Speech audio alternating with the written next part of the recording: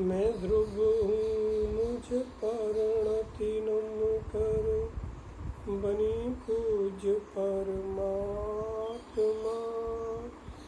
उसने सारे जग को बताया, परम पूज्य ध्रुव आत्मा।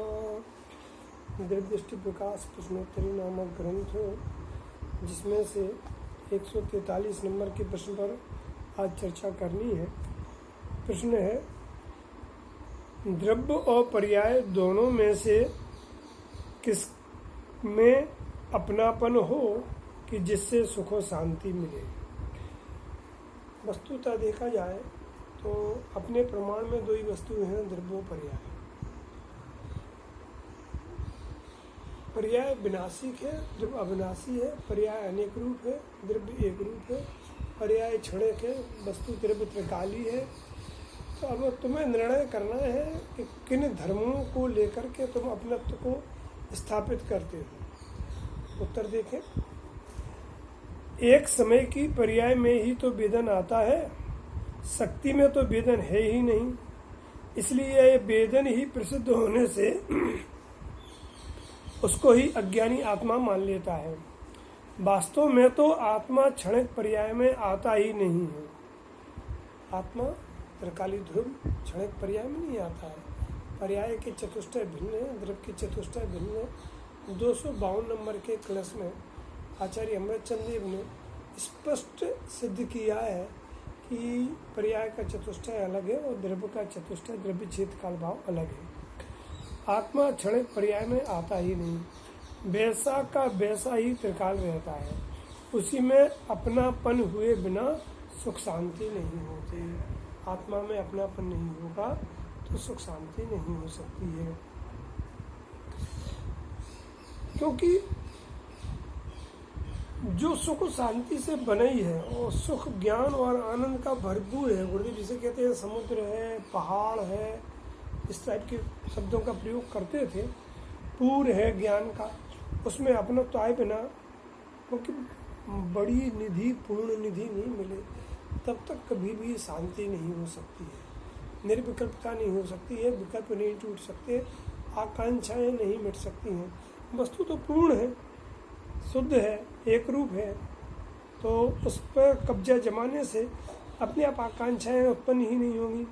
वास्तव में तो आत्मा क्षणिक पर्याय में आता ही नहीं है, वैसा का वैसा ही त्रिकाल रहता है।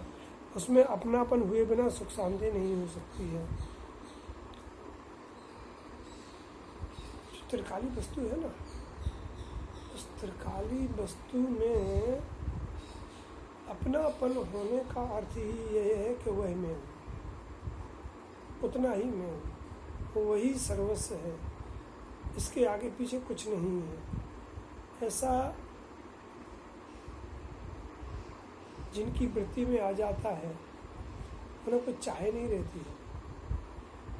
अगर थोड़ी स्थूल दृष्टि से विचार करें तो जितनी भी चाह है वो देह के माध्यम से है, अर्थात देह को अपना मानने से है।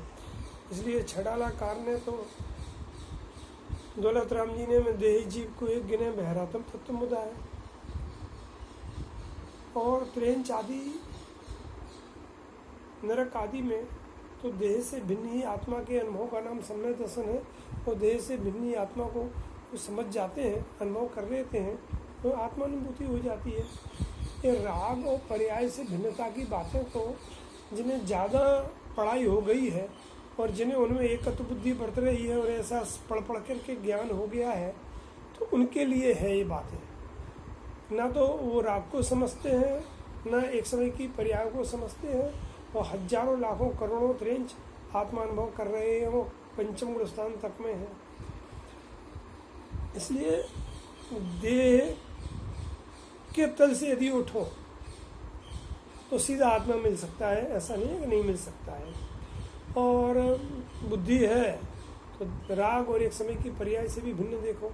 तो यहाँ पे जो मूल बात आती है कि आत्मा वास्तव में तो आत्मा क्षणिक पर्याय में आता ही नहीं है, वैसा का वैसा त्रिकाल रहता है। उसी में अपनापन हुए बिना सुख शांति नहीं मिल सकती है। आत्मा में अपनापन अर्थात सर्वस्वपना, मैं यही हूँ, ना सुख होगा ना शांति होगी। देह और एक समय की पर्याय में अपनापन होगा ना, तो अपने को क्षणक लगेगा या अपने को जड़ लगेगा। और जब तक अपने को जड़ या क्षणक लगेगा तब तक शांति नहीं मिल सकती है।